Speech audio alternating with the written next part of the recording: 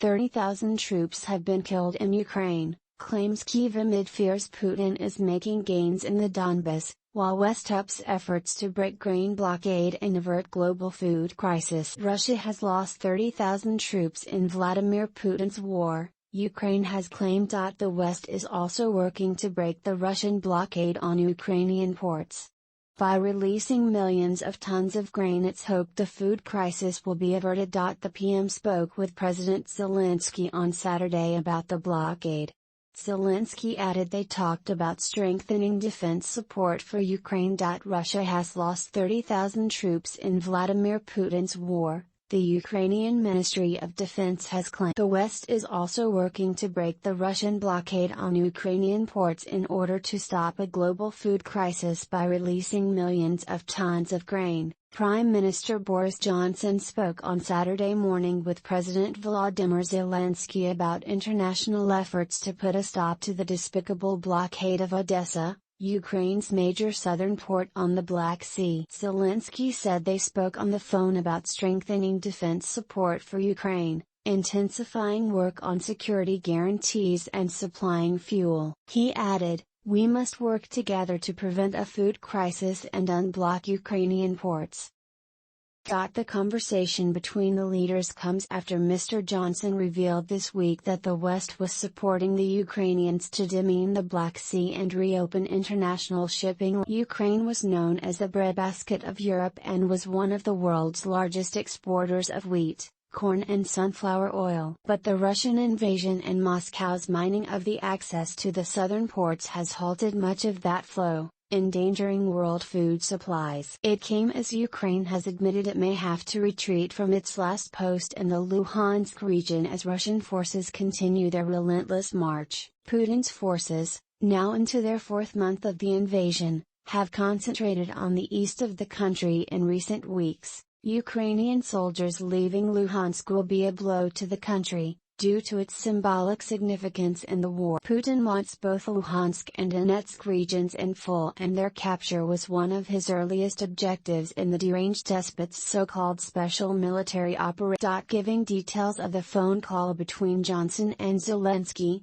a Number 10 spokeswoman said, the leaders spoke about Putin's despicable blockade of Odessa, Ukraine's biggest shipping port. The Prime Minister outlined to President Zelensky the intensive work taking place with international partners to find ways to resume the export of grain from Ukraine to avert a global food crisis. He said that the UK would work with G7 partners to push for urgent progress. The leaders agreed next steps and the imperative for Russia to relax its blockade and allow safe shipping lanes. In an interview with Bloomberg on Friday, the Prime Minister said the Royal Navy would not be able to play any part in minesweeping the Black Sea, as the Montreux Convention restricts the movement of warships through the Turkish. But he said efforts were being made to aid Kyiv in finding solutions to the problem. He said, "I think there is an absolutely appalling situation, which is when so much of the world is facing food price inflation,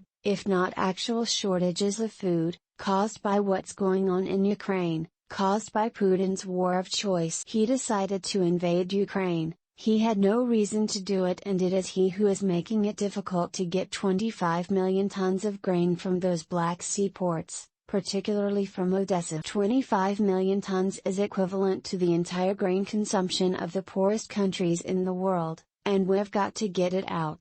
Russia has suggested the blockade could be relaxed in return for international sanctions being eased, but Mr. Johnson said President Vladimir Putin was completely not to be trusted. The Prime Minister said the UK was looking to work with international partners to help the Ukrainians to demine the approaches to the harbour in Odessa.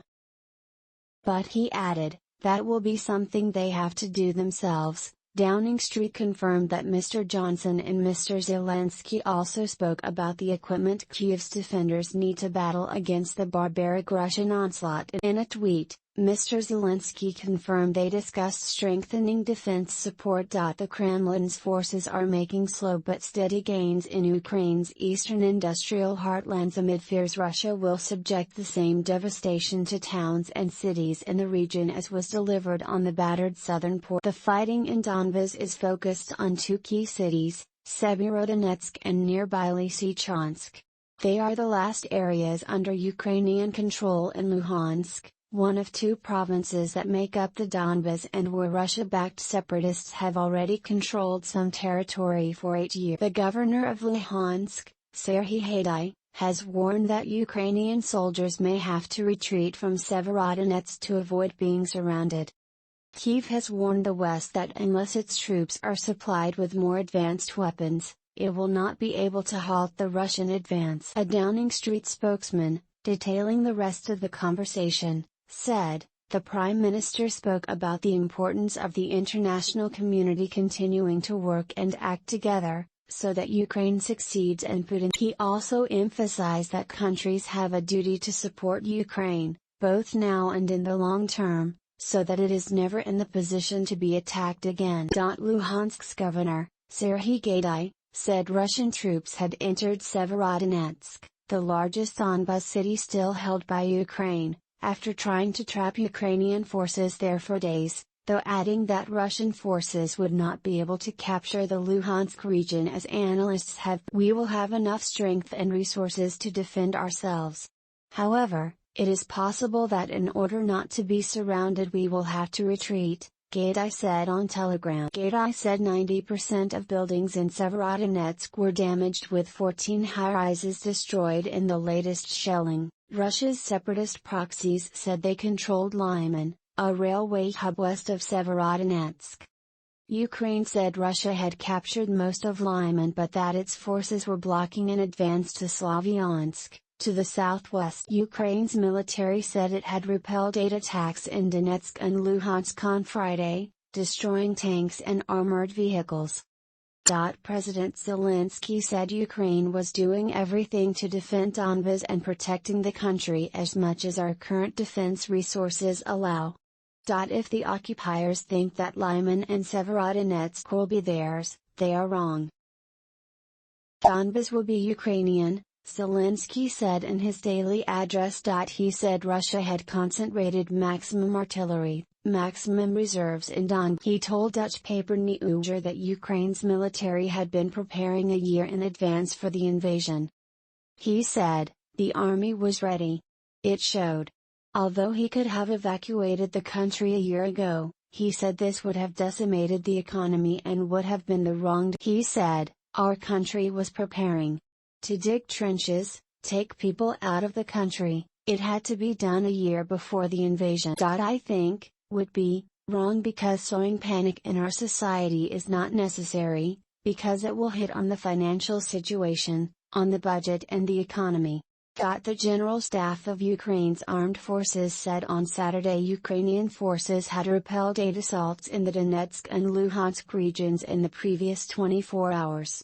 Russia's attacks included artillery assaults in the Severodonetsk area with no success, it said. Analysts at the Institute for the Study of War, a Washington-based think tank, said while Russian forces had begun direct assaults on built-up areas of Severodonetsk, they would likely struggle to take ground in the city. Russian forces have performed poorly in operations in built-up urban terrain throughout the war, they said. Russian troops advanced after piercing Ukrainian lines last week in the city of Popasna, south of Severodonetsk.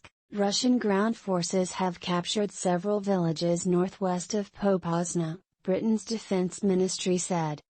Natalia Kovalenko, 52, who lives in Popasna, had left the cellar where she was sheltering in the wreckage of her flat when a shell hit the courtyard, killing 2 people and wounding 8. She said, "We are tired of being so scared."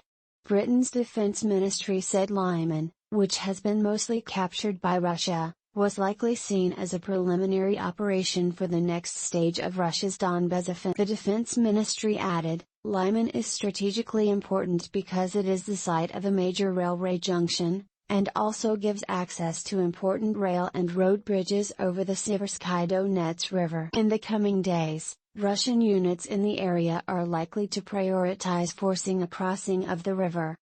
For now, Russia's main effort likely remains 40 kilometers to the east, around the Severodonetsk pocket, but a bridgehead near Lyman would give Russia an advantage in the potential next phase of the Donbas offensive, when it will likely seek to advance on key Ukrainian-held cities deeper in Donetsk Oblast, Slavyansk, and Kherson. On May 26, head of the self-declared, Russian-backed Donetsk People's Republic, Denis Pushilin, told Russian state-controlled media that a referendum would be held if Russia captured the entirety of Ukraine's Donetsk and Luhansk oblasts. If Russia did succeed in taking over these areas, it would highly likely be seen by the Kremlin as a substantive political achievement and be portrayed to the Russian people as justifying the invasion.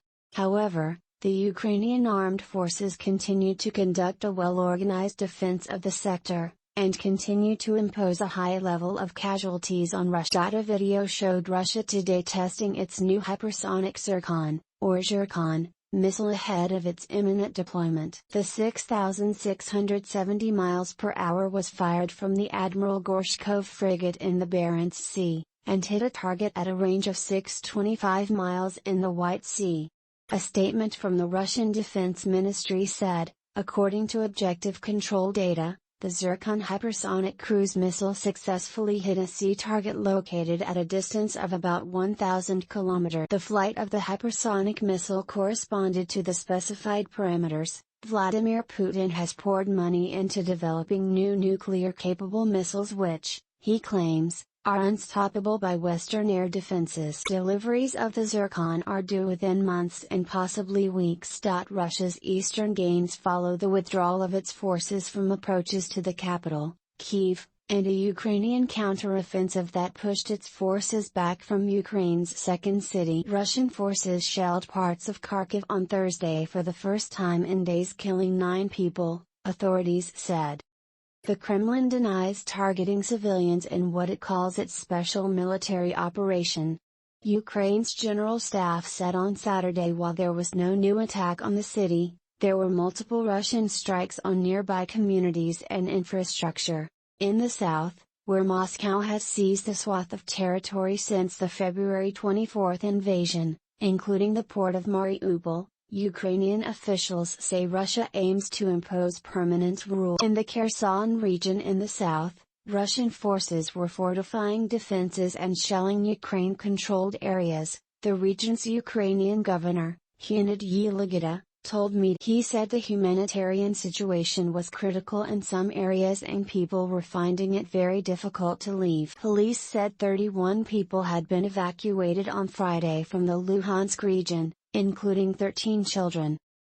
On the diplomatic front, European Union officials said a deal might be reached by Sunday to ban deliveries of Russian oil by sea, accounting for about 75% of the bloc's supply, but not by pipeline, a compromise to win over Hungary and clear the way for new. However, Russian Finance Minister Anton Siluanov said he hopes to make 1 trillion rubles, £12 billion, from oil and gas in 2022. Moscow is likely to profit from high oil prices in part caused by its invasion of Ukraine.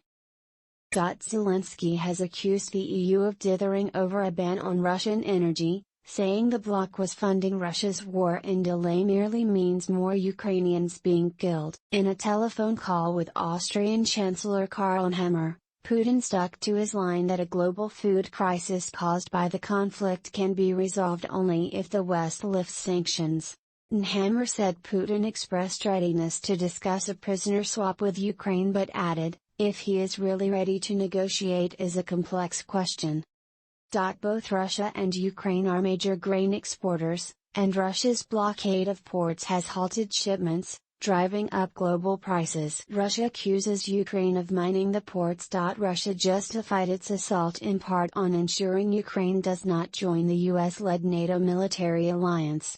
The war in Ukraine has pushed Sweden and Finland, both neutral throughout the Cold War, to apply to join NATO in one of the most significant changes in European security in decades. Meanwhile, a branch of Ukraine's Orthodox Church that had remained loyal to Moscow said it will break with the Russian Church over the country's invasion of Ukraine. Ukraine was given permission by the spiritual leader of Orthodox Christians worldwide to form a church independent of Moscow in 2019, largely ending centuries of religious ties between the two countries.